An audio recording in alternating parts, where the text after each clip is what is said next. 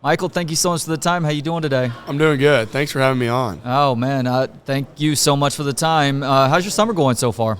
It's going good. It's consisted of a lot of football, a lot of teammate time, a lot of golf, and just trying to achieve my goal, which is to win with this team. It's all about the team for me, and so it's been a lot of fun. I'm trying to read a little bit more. I'm not a great reader, so trying to do things that I haven't done before, and instead of just scroll on TikTok or scroll on Instagram. You know how challenging that can be. Oh, get your hook! It's hooks in your brain, and Yeah. then it's hard to do anything else. As far as the reading component is concerned, what is something that you've read this summer that's made an impact on you? Yeah, I'm reading a book right now called Stillness is Key, and I saw that Sean McVay suggested to all of his players the year that they won the Super Bowl to read that book. And so if they can do it and they're one Super Bowl champs, then surely it'll be beneficial for me. So trying to learn about how to be still and how essentially like this world throws so much things at you and nothing is really important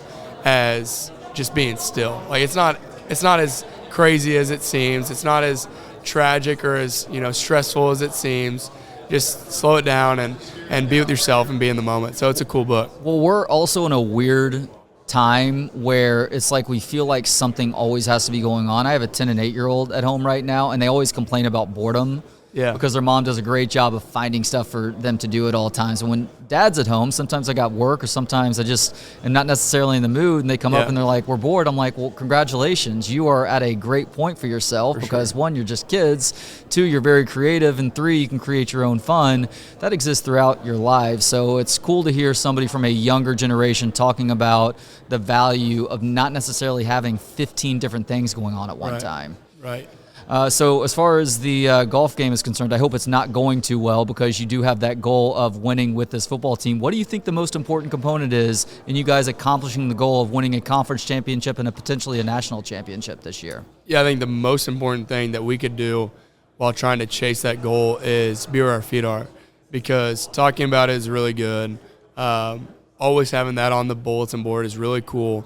But if you're not doing steps in order to achieve that goal, then it's ultimately not going to be there for you, right? And so I've always thought, like, if you grind and just put your head down, you're going to wake up one day and your dreams are going to be in your face, and you're going to have that opportunity to go achieve your dream. And so for me, it's all about how can I serve my teammates right now, and how can we just attack the summer, finish out the summer, end up attacking fall camp, and just take it one game at a time. For you as somebody who has already started out pretty good at the safety position heading into the season, what is something you've really focused on getting better at safety this year? Yeah, that's a great question. I think oftentimes when you have success, you start to think that you don't need to correct some of those things. And I'm so fortunate that I started as a walk-on, because all the things that I need improvement on are highlighted every time in my brain. Yeah. And so what I think mentally, I think the thing that I can improve on is starting fast. Like I've always had the best games when I make a play early in the game.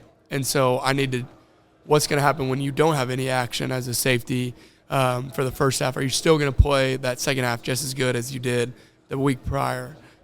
Physically standpoint, trying to just get bigger, stronger, faster in the offseason and just work on tackling. I think if you have a safety that can be an eraser, then that's a safety that everybody wants and everybody can trust. So trying to go perfect on tackling this year. Going to get a little bit nerdy on the workout side of things, because you've always been one of those guys who has that around the ball mentality and also ability too. I mean, you were creating turnovers from the first moment you stepped on the field, but what have you done specifically to try and get faster this offseason? Is it agility ladders? Is it stuff? Is it hip flexor training? Like what are you doing to get even faster than you already are? Yeah, you know it. You saw it, a little hip flexor training. I trust the strength and conditioning coaches that we have. They're all about They talk about a football player shouldn't be looking like a bodybuilder. They should be the most explosive, human beings on this planet. So trying to be explosive to where not only can I cover ground, but when, Florida's running back is running in the hole, am I able to generate that same power that he has when he's running with his head down and, two hands on the ball, and he might look a little bit bigger than I do. So just generating that power, generating that force, that acceleration that you have. I think top end speed I've really been working on too, but like the most important thing for football players is that short area quickness. You talked a little bit ago about pursuing dreams. Something interesting happens when you pursue dreams. Other dreams are realized throughout that process. You pursued the dream of playing football at the University of Texas. That has been realized now. Not just that, but you're looked at as a leader on this football team. What other dreams have surfaced as a result of you getting to achieve the dream of wearing that burnt orange on Saturdays? Yeah, selfishly, being drafted in the NFL draft. That's the next dream. That's for sure the next dream. I think it's so cool, like you said. Like I try to my pursuit every single day is having dreams and goals. And dreams are something that you can't touch right now. Goals is a weekly goal. Did you check that goal off every single week? Now when you look up 52 weeks later, then is your dream reachable now? Maybe so.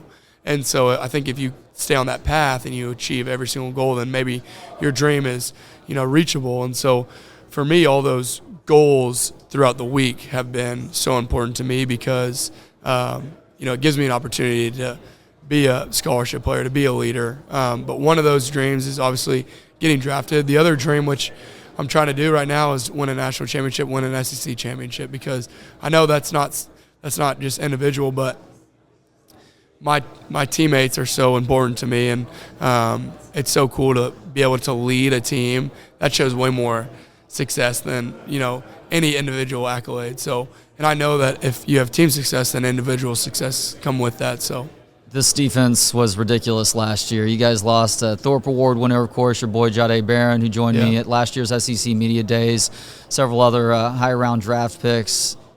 How possible is it that this year's defense is better than last year? Yeah, well, I hope you're the good luck charm, because if we could have back-to-back Thorpes, that'd be pretty cool. I wouldn't be mad at that. I will be guaranteed that I'm talking to Texas defensive backs for the rest of my time covering SEC Media Days. That's awesome, especially if we do it, one more time. Yeah.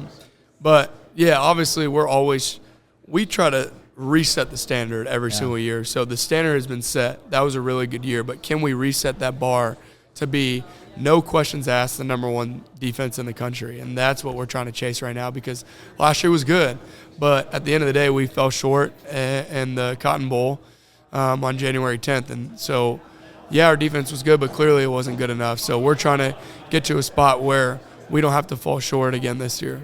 You've received a lot of praise over the last several years. Just how cool is it to be considered for the Warfel Trophy heading into this year's season, considering what it means? Obviously, Sam Acho is a liaison for the Warfel Trophy, another former Texas Longhorn football player. What does that mean to you, Michael? Yeah, super cool to know that this game of football is important for sure, but life is more important than this game of football, because this game of football is temporary and it's going to get stripped from you before you know it.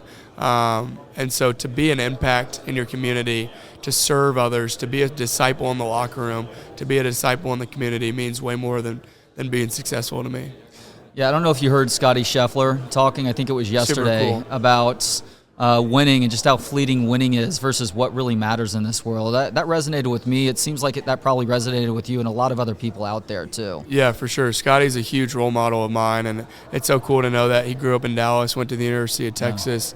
But it's so cool to see the number one player in all of the world can talk about how he likes winning, but at the end of the day, it's going to subside. It's temporary, and it's not the most important thing on this planet, and it's not eternal. And there's other things that are eternal, and so that's where he puts his focus on, and he knows that it's just a scorecard at the end of the day, which is so cool.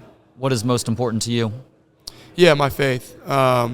Just knowing that I have a God that sent his only son to die on the cross, so that everything that I do, everything that I mess up today, literally today, will be okay in the kingdom of eternal life, as long as I accept his love and know that he's the king and we should serve him. All right, last thing now, Michael. What do you love about football? Yeah, everything. Short answer, but I think it's so cool that this day and age, we can benefit off, our NIL, our name, image, likeliness. But I didn't come to the University of Texas to benefit off NIL. If I did, I probably wouldn't have came as a walk-on and did all that stuff that I had to do in order to be where I'm at now. And so the long answer is, like, football brings me so much joy. Being able to compete in a locker room where guys from California, Utah, Texas, Germany, we got a guy from Germany this year, and it's like all of us are chasing the same thing, the same goal. And we're all in a locker room together. We're all sweaty, we all smell bad, but we all love each other because we're chasing one thing, and it's so cool. Michael, thank you so much for everything that you have done for and with this university. I have no doubt that once football is over with, you're going to dominate some other profession, some other walk of life. And in the meantime, thank you so much for everything, man. Yes, sir. Thank you. Really appreciate it.